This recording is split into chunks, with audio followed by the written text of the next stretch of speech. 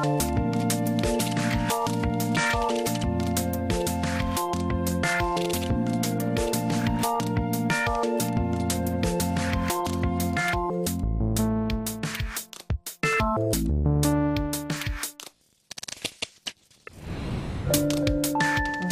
dans le magazine de l'emploi. Une demi-heure pour répondre à toutes les questions très concrètes que vous vous posez en matière d'emploi, mais aussi de reconversion et de formation. Sous le soleil, exactement. C'est là que nous vous emmenons cette semaine, en région PACA, où il n'y a pas que le tourisme qui fait recette. Quels sont les secteurs qui recrutent? On vous dit tout dans notre rubrique Territoire. Elle est passée du livre au web. L'édition était pourtant une vocation pour Emmanuelle. Alors pourquoi a-t-elle changé de métier et comment est-elle devenue chef de projet dans l'informatique? Elle nous l'explique tout de suite. C'est l'un des métiers les plus demandés sur le marché du travail, indispensable aux malades et au bon fonctionnement d'un hôpital. Sophie est aide-soignante et malgré toutes les difficultés que connaît cette profession, elle adore son métier. Du boulot grâce au vélo. C'est un petit résumé de l'action que mène l'association Solicycle grâce à ses ateliers de réparation. Des expériences partagées, des conseils, mais aussi des outils pour décoder le monde du travail. C'est le magazine de l'emploi et ça commence tout de suite.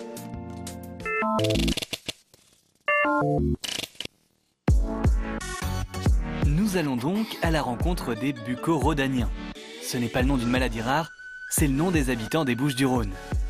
Bref, nous allons plus précisément à Marseille. C'est là. Et on arrête tout de suite cette imitation d'accent toute pourrie. Marseille donc, son vieux port, ses calanques, sa basilique et bien évidemment son stade Vélodrome. Mais dans la vie, il n'y a pas que le foot, il y a le boulot et le foot. Pour les questions d'emploi, nous avons rendez-vous avec Stéphanie Chauvet. Elle est la directrice de la Cité des métiers et de la Maison de l'emploi de Marseille. Alors Marseille est la plus grande ville du département des Bouches-du-Rhône, donc elle est évidemment aussi un point stratégique puisqu'elle est située au bord de la Méditerranée, ce qui lui confère un positionnement privilégié, notamment au regard des activités maritimes.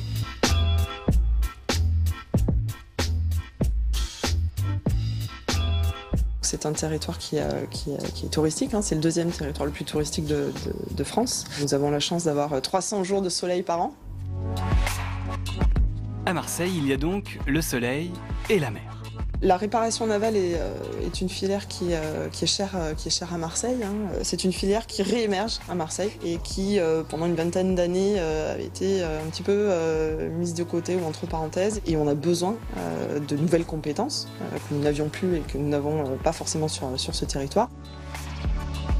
Et c'est là que ça se complique, parce que pour travailler dans la réparation navale, il n'y a pas grand monde.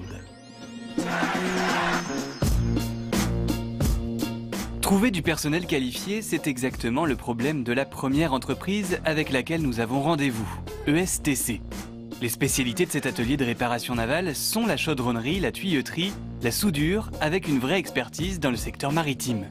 ESTC travaille pour quand même des groupes assez importants comme la Corsica Linea, les Méridionales, les Negri, Jean Negri, des sociétés comme les Barges, Sud Marine Shipyard, qui est notre client principal pratiquement, avec tous les navires qui sont en remorquage. On fait beaucoup de ce qui est chaudronnerie, formage, colle, soudure, ce qui se fait le mieux en ce moment, la céramique, découpe des bateaux, on remplace des arrières, des avants. Un métier qui se perd là. Ce métier qui se perd, c'est par exemple celui de chaudronnier, essentiel dans la réparation navale. C'est-à-dire qu'il faut couper les tôles. Par exemple à bord, un bateau qui est en avarie, qui a tapé, il faut changer les tôles de bord. Donc on les découpe, on les débarbe et on met en place des tôles neuves. Et le tuyauteur va travailler sur les tuyaux, c'est ça? C'est des tuyaux usagés. Normalement, c'est des tuyaux qui sont beaucoup usés. Bon, on les démonte, on les met sur mannequin, c'est-à-dire on fait un gabarit de ces vieux tuyaux et on reconstitue par rapport à ce gabarit les tuyaux neufs. Et voilà. Et tout se passe ici? Là, un atelier de 3-4 maximum, d'habitude, pour préparer toutes les pièces du board, ça ici. Mais la principale activité, c'est sur les navires. On récapitule les postes à pourvoir chez ESTC. En poste, ce qu'on a du mal à trouver maintenant, c'est les tuyauteurs, les chaudronniers, les soudeurs agréés. Mais soudeur agréé, réparation navale, pas agréé usine. Bah ouais, il faut être sérieux. À Marseille, il y a la mer, le soleil et donc le tourisme, boosté par la création du désormais fameux MUSEM, les visites guidées sur les traces des héros de Plus belle la vie, et peut-être aussi par les vacances du président de la République à 2 pas de la Canebière, mais ça, on est moins sûr. Qui dit tourisme, dit hôtellerie, dit emploi. Un raisonnement qui nous mène tout droit sur le port. Bienvenue, donc nous sommes l'Intercontinental Marseille Hôtel-Dieu, un hôtel 5 étoiles situé donc dans le centre-ville de Marseille. Nous sommes l'un des rares 5 étoiles implantés sur la ville, sachant que l'hôtellerie se développe beaucoup ces dernières années.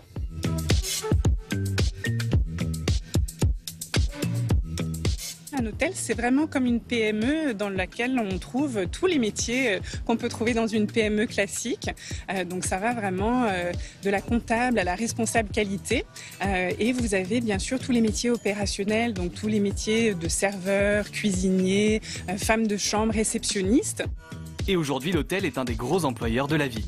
Nous avons 160 personnes en CDI et nous embauchons une quarantaine de saisonniers, donc ce qui nous amène à environ 200 personnes au fort de la saison. En saison, on recherche vraiment des postes un peu dans tous les services, mais notamment à la réception, de jour comme de nuit, à la conciergerie, en cuisine et en service en salle, également les bagagistes voituriers. Et le recrutement démarre dès le mois de décembre de l'année d'avant, donc, puisque la saison démarre début mi-avril.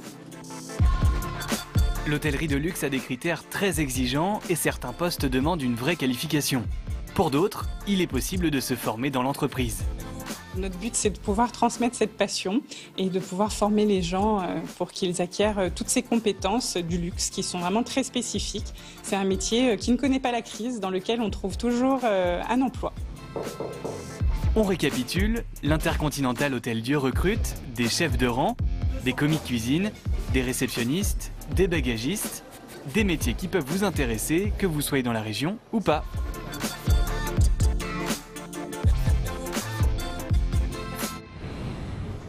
Pour trouver du travail, décrocher un entretien, il vaut mieux pratiquer une seconde langue. Et je ne parle pas de l'anglais ni de l'espagnol que vous avez baragouiné en LV2. Je parle simplement du décryptage des mots et des acronymes utilisés à tout bout de champ quand on parle boulot ou formation. La MRS, par exemple, qu'est-ce que c'est ? On vous l'explique dans CQFD.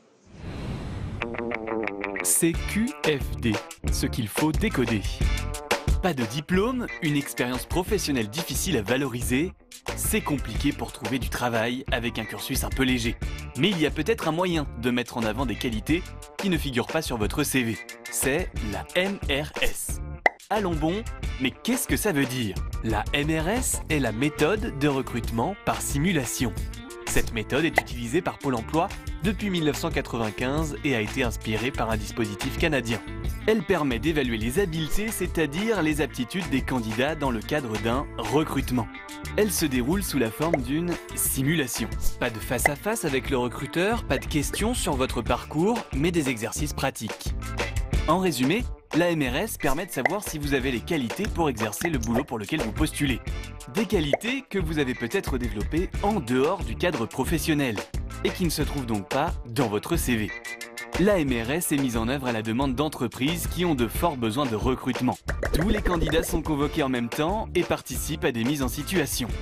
Il s'agit par exemple d'emballer des produits sur une fausse chaîne de production, de participer à des jeux de rôle ou alors de se livrer à des exercices de dextérité. Les candidats retenus passent un entretien de motivation. Des entreprises comme Pasquier, Burger King, Auchan, Veolia, Airbus, Michelin ou encore Orange ont déjà utilisé la MRS. Selon Pôle emploi, 130 000 recrutements sont effectués chaque année avec cette méthode. Enfin, une bonne raison de simuler. C'est QFD.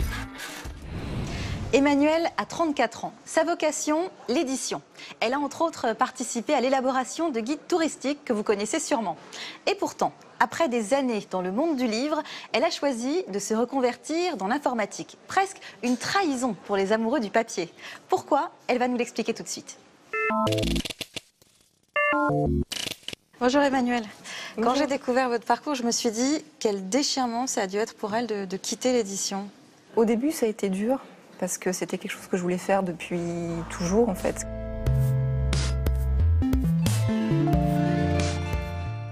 comme j'ai beaucoup aimé les livres depuis toute jeune, c'était un petit peu comme une évidence à la sortie de mes études. Je me suis dit, c'est ce que je veux faire. Donc j'ai réalisé ça puisque j'ai travaillé dans l'édition pendant 6 ans. Comment s'organisaient vos journées, par exemple? On nous confiait un projet. Donc en l'occurrence, moi j'étais dans les guides de voyage, donc j'avais un certain nombre de guides en fait dans ma bannette. Donc après, il faut trouver les auteurs. Après, on travaille avec eux le texte. Ensuite, il faut aussi trouver les photographes qui vont illustrer les guides de voyage. Et donc nous, on doit s'assurer de coordonner l'ensemble des intervenants dans le respect d'un planning. Moi, c'était vraiment ce que j'avais envie de faire au départ. Alors, qu'est-ce qui vous manquait? Qu'est-ce qui fait que vous avez ce sentiment de lassitude? J'ai changé en fait 2 fois de maison d'édition. Mais j'ai retrouvé une redondance un petit peu dans mes activités. Donc j'avais des projets différents de livres, mais au final, mes journées étaient un petit peu trop identiques par rapport aux besoins qui s'est révélé en moi au fur et à mesure. Et aussi, j'avais envie d'évoluer. Et donc, comme c'était pas possible, ça? En fait, je suis arrivée directement à un poste d'éditrice. Après, j'ai été responsable de collection. Les échelons suivants, c'est vraiment directeur de collection. Mais dans l'édition, c'est un monde qui est assez petit. Les places sont chères et il n'y a pas beaucoup de mouvement. Ça marche beaucoup par piston aussi. Donc, c'est vrai que j'avais pas forcément envie de me battre pendant des années pour arriver à évoluer. Mais vous sentiez que vous ne vous voyiez pas plusieurs années encore faire ce que vous faisiez à ce moment-là? J'aurais pu, mais comme j'ai eu une expérience au sein de ma dernière année donc dans l'édition, j'ai collaboré à la mise en œuvre, au développement d'une application au sein de ma société, une application informatique. Et en fait, j'ai découvert un nouveau métier. Et ça a été le déclic? Ça a été le début d'un cheminement. Parce que j'ai travaillé là-dedans pendant quasiment 1 an et demi. Et après, c'est en discutant avec des amis qui étaient dans l'informatique, en expliquant un peu comment mon quotidien avait changé. Ils m'ont dit, mais tu sais ce que tu fais aujourd'hui, ça existe. C'est un métier qui s'appelle assistant maîtrise d'ouvrage dans l'informatique. Et donc, quand on m'a dit ça, ce terme, je l'ai retenu. Je suis allée chercher sur Internet, j'ai commencé à me documenter. Et ça a fait son chemin. Je ne faisais pas exactement ce que fait un assistant maîtrise d'ouvrage dans l'informatique, mais j'ai commencé à toucher à une partie de ce métier-là. Alors, une fois que vous avez compris que c'était un métier, que vous pouviez bifurquer là-dessus, comment ça s'est passé? Vous avez fait une formation en ce sens-là? Je ne me voyais pas démarcher des sociétés d'informatique sans avoir au moins un minimum de bagage. Je n'avais pas envie de reprendre des formations longues.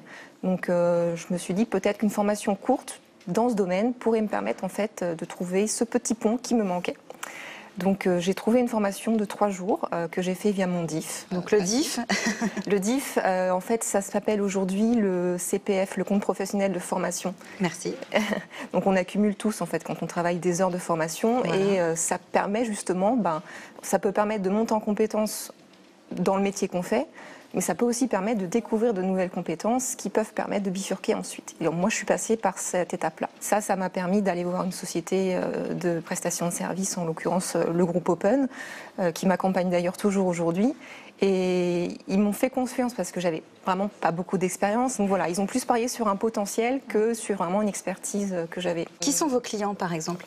Alors, par exemple, ça peut être des sociétés de transport, ça peut être des sociétés dans le service public, ça peut être des banques, vraiment, ça peut être toute personne, toute société qui a un service informatique. Et ils font appel à vous, pourquoi précisément ? Ils ont un besoin, mais ils n'ont pas forcément l'expertise en interne. Et ils n'ont pas forcément un besoin sur un long terme. Donc, un besoin de quoi ? Un besoin pour monter une application, par exemple. Voilà, d'accord. Une application métier, une application, un site web. Ils disent, voilà, moi j'ai besoin de ça. Et après, c'est à la société de proposer une solution avec une équipe clé en main. Tout l'enjeu pour, en gros, le chef de projet, c'est de retrouver les bonnes personnes, de les accompagner, de suivre l'avancement du projet, de s'assurer de la qualité des livraisons qui sont délivrées aux clients, tout en respectant l'enveloppe budgétaire qui était allouée pour cela. Ça n'a rien à voir avec ce que vous faisiez avant ? Non, pas du tout. Vous avez eu une formation supplémentaire pour être chef de projet ? Donc en fait, quasiment tous les ans, j'ai des formations de 3 jours en chefferie de projet, en management d'équipe, en communication. Enfin, c'est vraiment suivant le besoin et le moment et les expertises qui sont à acquérir. Vous aviez des facilités en informatique avant de bifurquer ? Disons que, comme tout à chacun, j'avais un ordinateur pour mes études et j'aimais bien l'utiliser, mais pas plus que ça en fait. J'ai appris, après en tant que chef de projet, je ne fais pas du développement. Je ne me prétends pas pouvoir faire ce que fait un développeur. Par contre, j'ai appris à comprendre leur métier, Et moi, ma qualité, c'était plutôt l'accompagnement des équipes plutôt que du développement. C'est pas du tout mon métier. Ça fait combien de temps maintenant que vous avez fait cette reconversion? Ça fait faire 7 ans. 7 ans. Et le monde du livre ne vous manque pas du tout?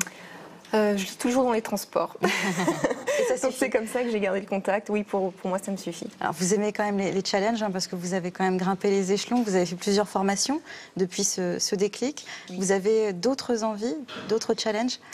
Donc l'étape assez naturelle quand on est chef de projet, c'est de passer directeur de projet. Donc là actuellement je suis en formation aujourd'hui, ma société continue à m'accompagner. Donc j'ai eu une formation et là je mets les mains dans le cambouis si on peut dire. Et donc avec un binôme, un directeur de projet expérimenté, je commence à apprendre les tâches de direction de projet. Merci Emmanuelle, merci d'être venue jusqu'à nous.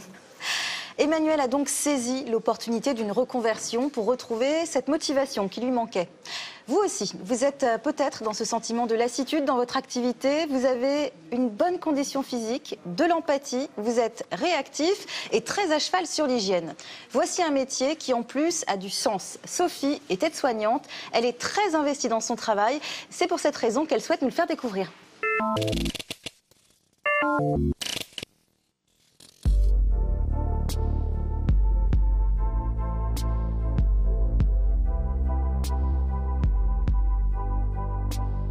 J'ai été diplômée en 2005 et ça fait 8 ans que je suis à l'Institut Curie. J'ai fait l'école d'aide-soignante après le bac.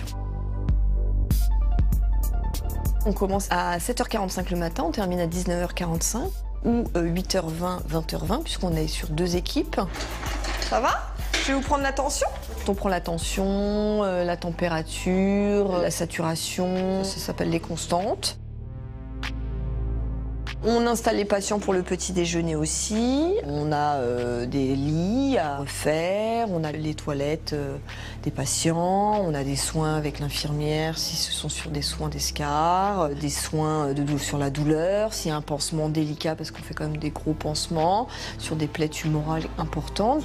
C'est décollé, c'est déchiré, donc du coup, on peut plus vous identifier là. Si vous voulez vous sauver. J'avais du mal. Ah bah.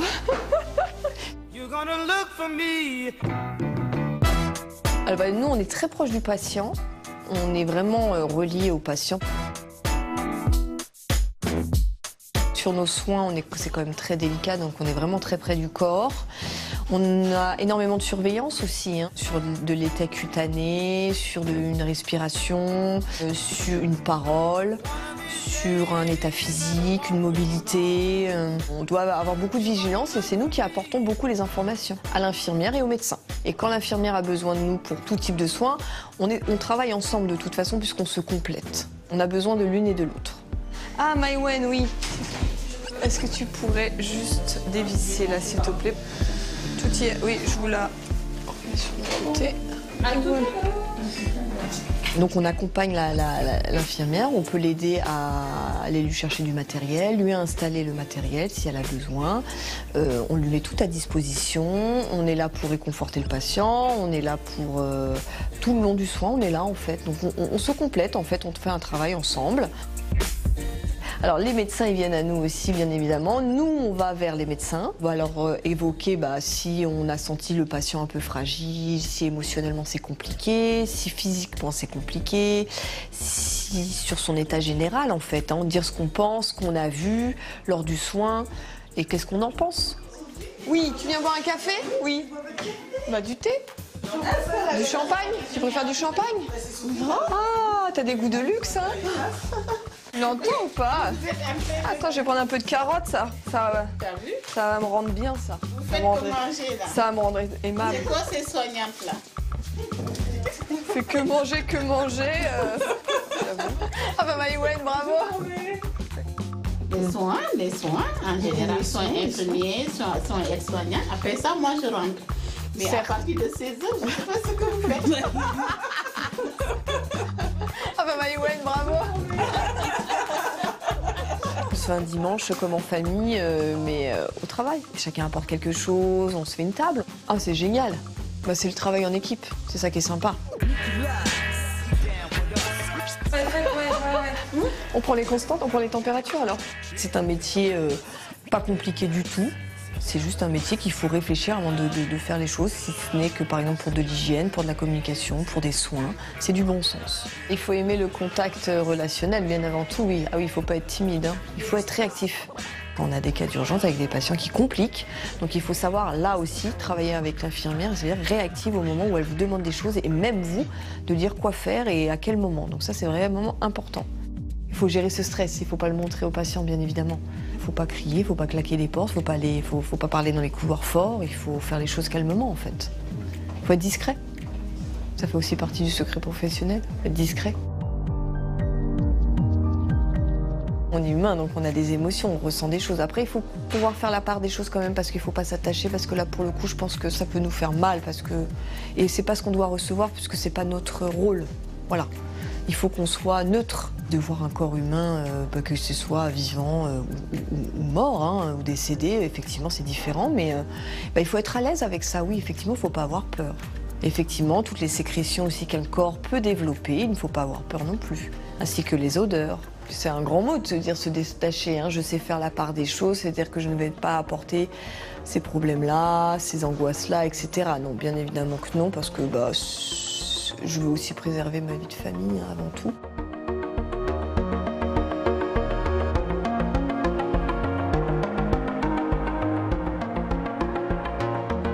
On a besoin de nous.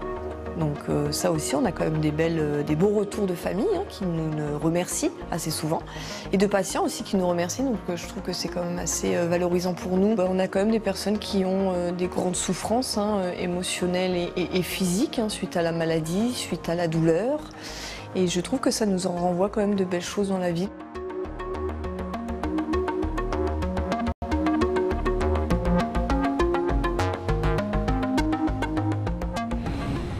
Elles sont solidaires, on peut compter sur elles pour accompagner une réinsertion professionnelle, retrouver confiance en soi, prendre un nouveau départ ou encore se former. Les associations sont très actives dans le monde du travail. Chaque semaine, elles viennent nous parler de leur action. Aujourd'hui, à Paris, c'est un atelier de l'association Solicycle qui nous reçoit. Solicycle existe depuis 2007.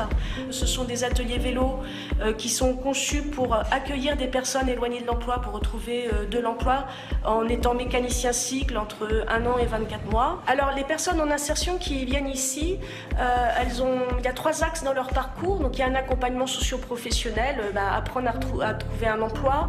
Ils apprennent la mécanique cycle. Plusieurs d'entre eux trouvent du travail parce qu'il y a un peu pénurie de mécaniciens cycle en ce moment. La solidarité, c'est aussi des lieux de rencontre de nos adhérents, puisqu'on ne répare pas la place des gens, ce sont des ateliers d'autoréparation. Chacun peut venir récupérer des pièces d'occasion pour réparer son vélo.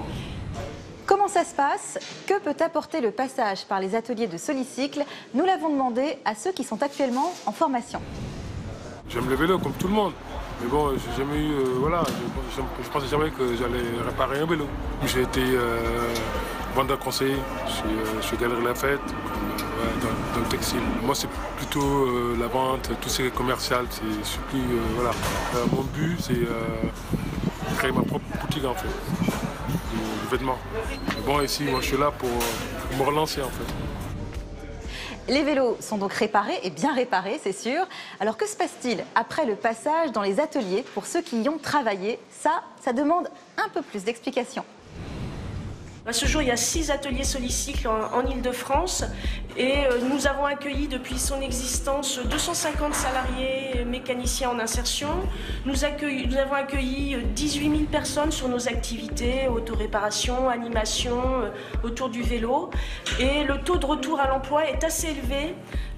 Autour de 70 à 75%, alors que les autres ateliers d'insertion sont sur un retour à l'emploi de 45 à 60%. Donc c'est vraiment une activité porteuse pour le retour à l'emploi. Si vous souhaitez contacter Solicycle ou si vous voulez nous parler d'une action que vous menez, toutes les infos sont évidemment à retrouver sur la page de l'émission via le site publicsena.fr. Avant de se quitter, petit tour d'horizon des rendez-vous à ne pas manquer dans toute la France pour optimiser vos recherches d'emploi. C'est l'agenda de la semaine.